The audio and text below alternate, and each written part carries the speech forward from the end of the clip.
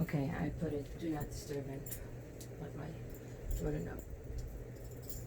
So, uh,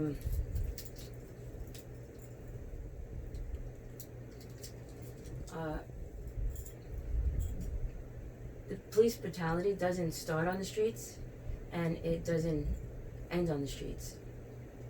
It is within the whole system.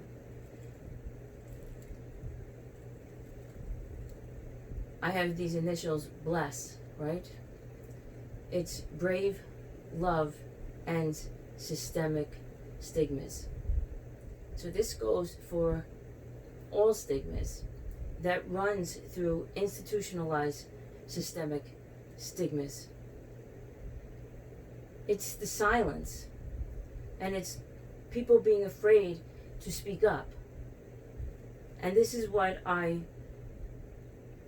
experienced throughout the institutions that are geared to help, support, guide people within, developmental disabilities and mental health. And if something is not right, it's not called out.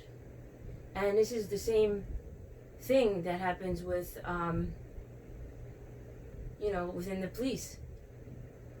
Because people see something, they don't say something. Because they're afraid, and this is not everyone, but it's a systemic problem. And they're afraid of losing their job. They're afraid of, basically losing their job. They're afraid of being shunned, being, you see it on television shows, but it's not, it's reality. So,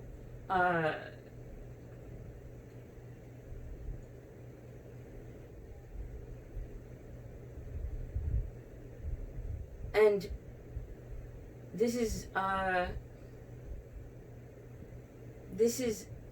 even when it comes to stigmas within itself, of people wanting to come out of the closet of their genders, people wanting to or needing to get diagnosis for their children. They're afraid of labels.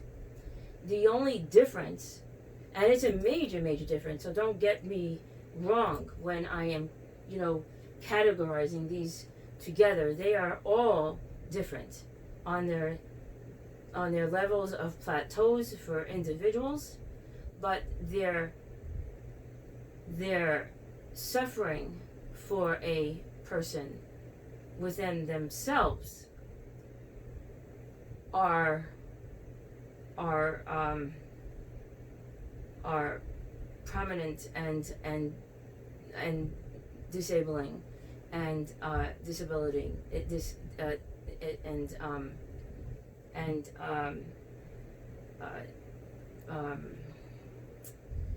disabling, disabilitating, but as a whole, as a society, as a magnitude, racism is something upon something totally different, because people that are of color live with this. They have this with them, within them, always.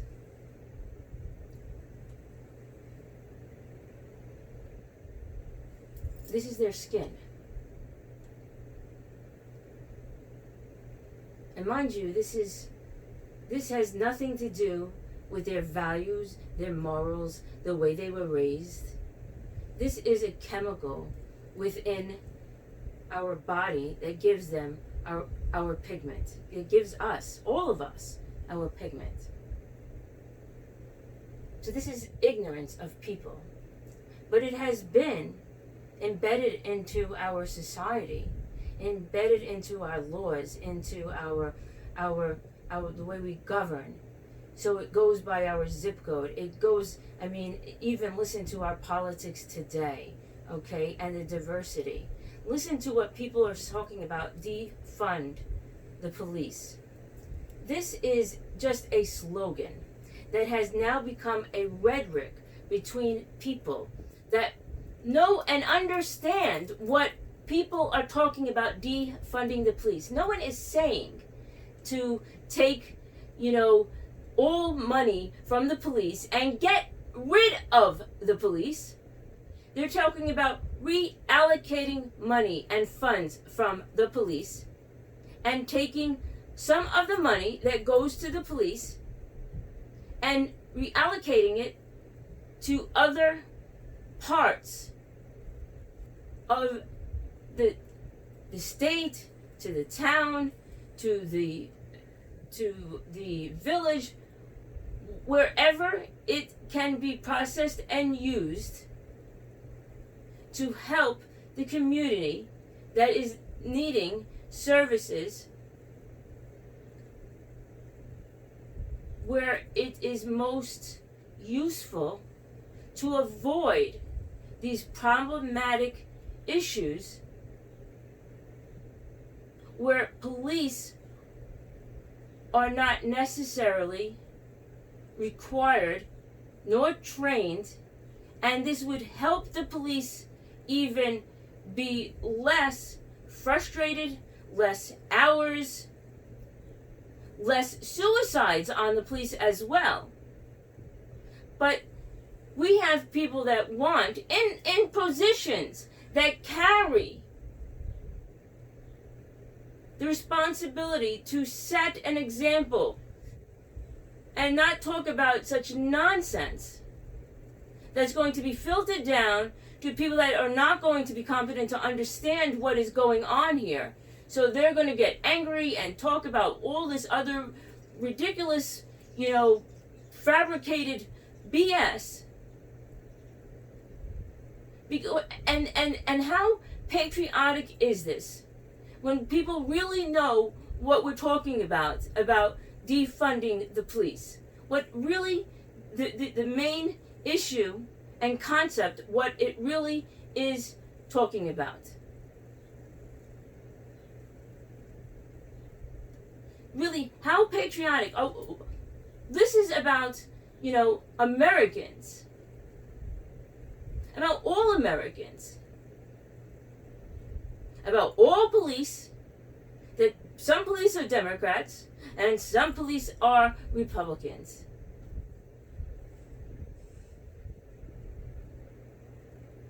This is not about a black or white or Democrat or Republican.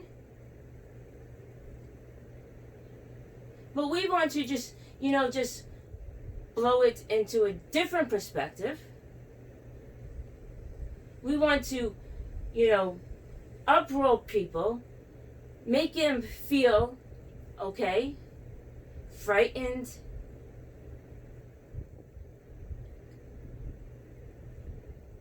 and just, twist it in a different, light than what really people mean, what they mean by this, defund the police.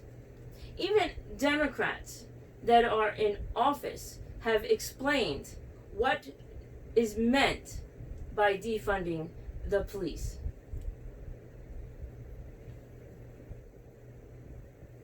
So say the police get, let's make it in, a low figure, like let's make it in easy terms, $100.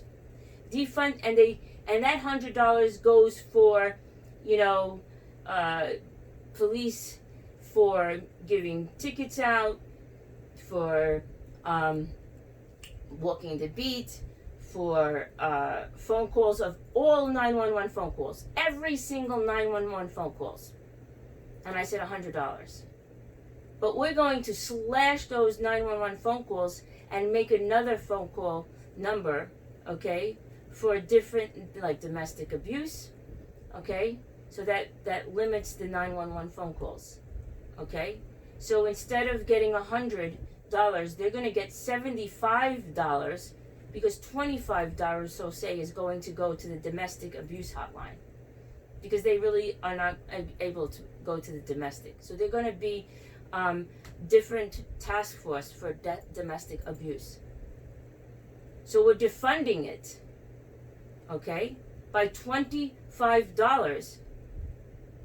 That doesn't mean that they're defunding the whole police department. But we have a whole load of people in responsible positions that want to paint another picture of what defund the police is for a political purpose. For a political purpose. To make it look like a talking point for politics, for an election. But are we running an election for just the Republican constituents? But are we running elections for the American people? Are we just going to lie and try to fool the people, all the people? Because the police represent all the people of America. This is why Americans, of all Americans, are frustrated and are so frustrated. And I don't want to say hate, because I don't like the word hate. Because in my life, I won't hate people, and that's something I'm recording from yesterday, that this administration and these Republicans and our president brings you to your knees and says, God, please stop already.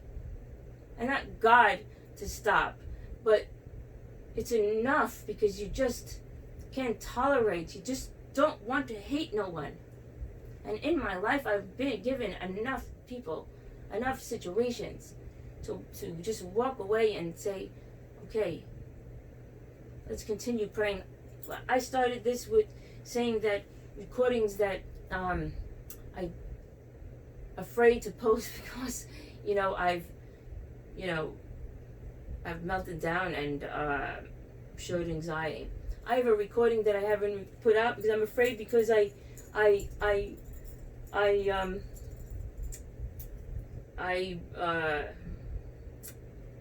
not exactly, but I won't hate the president, and I will, and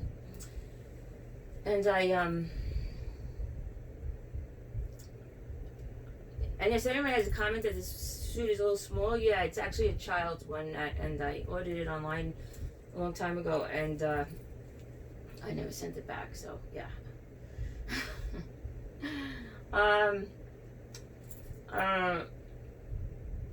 Then I won't hate the president, and I feel sorry or bad for him or something like in those lines, because I think he has a mental illness, and as an advocate for mental illness, and he's old, and for the people that 70 something, I don't mean old, but he's older, and I feel bad, and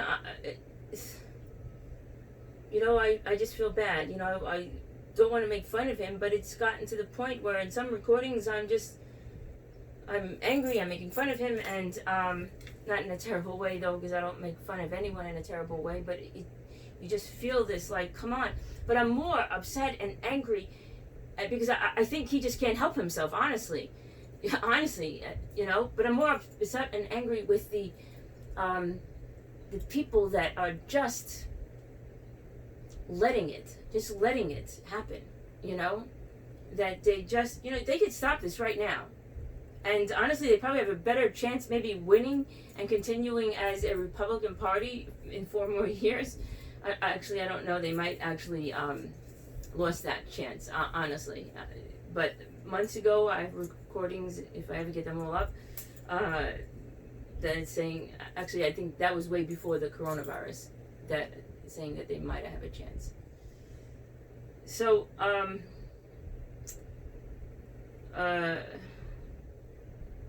anyway, that's really what I wanted to start this recording off about. Was originally about the defund the police, because I heard something today about that again,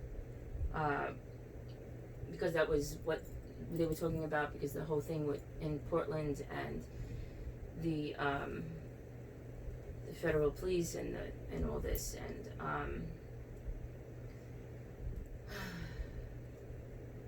and why I have my sneakers in my lace. You know, I don't think that I am ever better than anyone. I do think that I'm different. I've always been, you know, eccentric and different. And about my exercising and why I like to, I mean, I don't always show, you know, my body, but I wanted to discuss, you know, that I look good for my age, and that I'm 52, and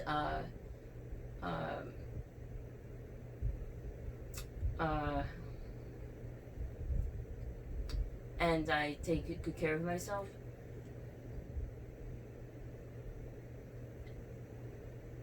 You know, I walk, I ride my bike, I swim, I train with weights. I have a ab bench, and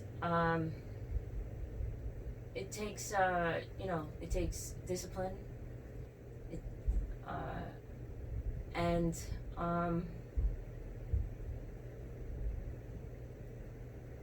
I think that and I said this before about my I don't know if well,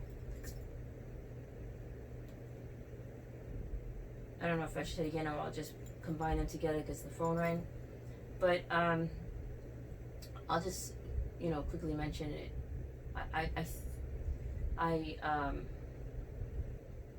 I'm sorry, I am getting my mind runs really fast. But anyway, the reason why I wanted to mention this is because, again, people in power, and I don't have anything against doctors. I respect doctors. I mean, I respect it. I respect people, but I think people need to also, you know,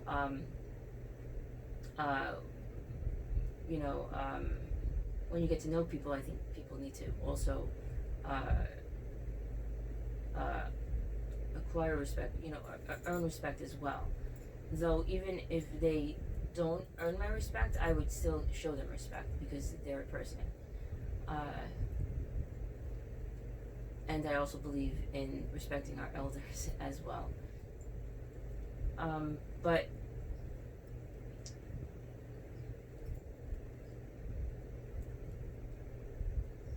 I'm always hesitant about saying some things because I don't want people to get the wrong impression and take it out of context, which people usually do. And I ask people to please be kind. If you don't agree, that's fine, but be kind about what you don't agree. And obviously this is a big problem, you know, on the internet. People, you know, I read things where people are just outrageously outrageous, you know, and it's not necessary. If we need to get our point across, we could just get our point across. And that's also a little point about the shoes, you know. So again, back to my point about exercising. Now, there's a lot of people that have, you know, health conditions where it's hard for them to exercise, or they're overweight, they could have a thyroid condition, or they've done surgery and they did you know, the rubber band or things like that. Um, I don't, you know, doing surgery is um, fine, and I don't judge people, um, and but you need to be consistent. You know, doing surgery is not a one all fix all. Uh, that's pretty much my point. You know, you still need to eat right. You need to exercise. You need to um, still be still be disciplined in you know, having a routine, and it takes a person's character to have that kind of discipline, and it takes a person's will to have that character. So people that have these kind of powers, like doctors, and control,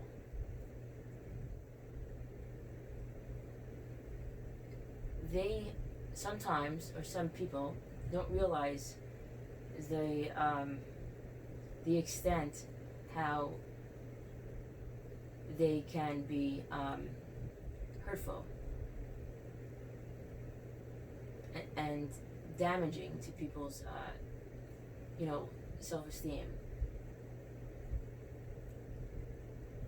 So and this is noted in many situations in the mental health field. I mean, you, especially women, you know, this is, you know, in spectrum of autism, you because it's noted now that women get late diagnoses, as I have. You know, I'm 52 and I was diagnosed with autism 40 I don't know, it was 2013 to 2014, so do the math. So which at one time I was able to do, but now I'm not able because I also became ill. But and that's my point, okay? So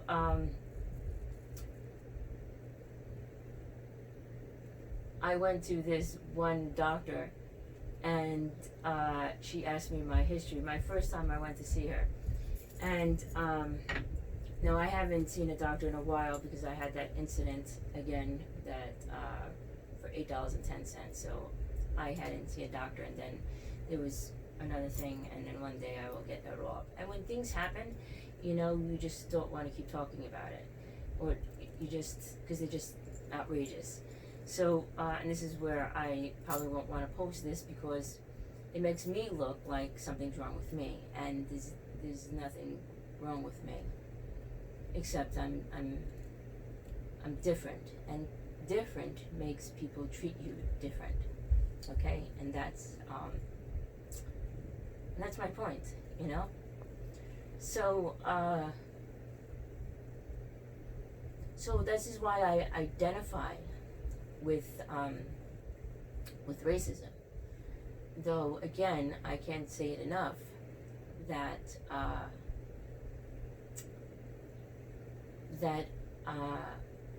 I will never want to demean the intensity of someone being colored, because there is no comparison. I cannot compare myself to that. Nor when I talk about mental illness and speak about gun violence and schizophrenia. Now, I don't have schizophrenia, though my daughter was diagnosed with childhood schizophrenia, and dealing with all those gun shootings at the time, like with Congresswoman Gifford, and then the shooting from the Batman movie, and then the 26 children. There was a lot of derogatory comments about how, just with identifying schizophrenics, and my daughter was just a child, and that's another video, or you could go to my web page and look up old blog, and I had written President Obama during that time. So, and there's no way I could ever be in the shoes of someone who lost their child. Though I can say, through the years, my heartache growing up with my daughter is an experience that I wouldn't wish on any parent either, though there is no comparison because my daughter is alive and living well right now at the age of 23. So I humbly could never, ever, ever. So when I speak with trying to share experiences and a message for people to hear and understand, and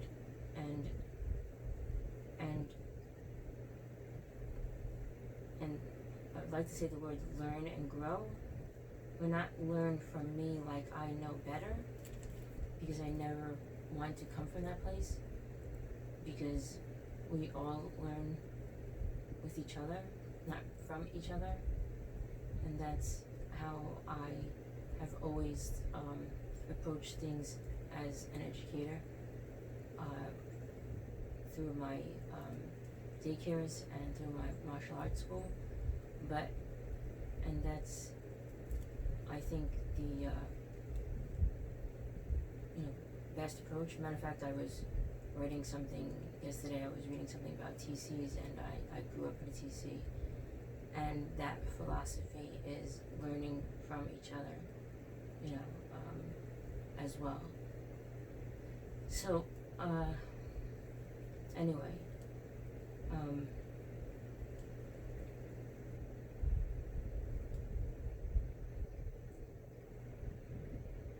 I lost track. So as a person that has been treated differently because of being different and being a target, and that goes back to my childhood. I mean, I grew up in institutions and always, I don't really know, though, I guess I was an easy target. I mean, I was abused as a child, and I guess it's in many recordings, though. It's where this I didn't learn. This just became, what could I say? It was,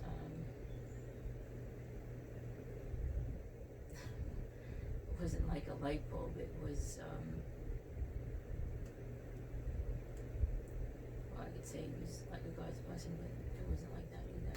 Though it was, but it didn't come onto me like that. It was, I don't know, it was just, I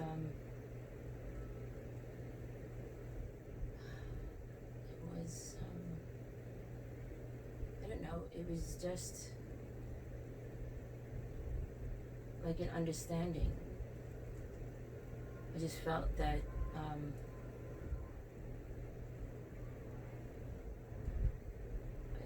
that I didn't understand how people could hate so much, hating me for no reason. And I didn't understand as a kid why someone would,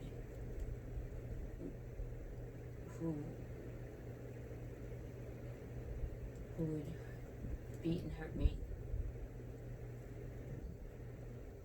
for no reason, and didn't even like look at me, didn't even know anything about me, nothing, didn't know me, just didn't care to know me. I don't know, and could they hate like that? How could they, what did they feel? And I said I would never, ever, ever, ever hate anyone like that. Never. No matter what they did to me, I would never hate anybody like that. And I stuck to that promise I made. So now, like, and I've been in predicaments like the $8.10. I remember laying on my doctor's floor, and she's saying something to me, and I have that on recording, and I said to her that, I said something like, well, I don't wish them anything bad, they, maybe, because these nurses, they stood out and they were laughing when I was crying on the floor, and the police officer had me on the floor, and they were laughing, and I remember telling my doctor something like, well, their mommies too, probably, they have kids, and I'm sure they do, whatever, in that moment, I'm sure they're good people also. And I remember laying on the floor in my doctor's office,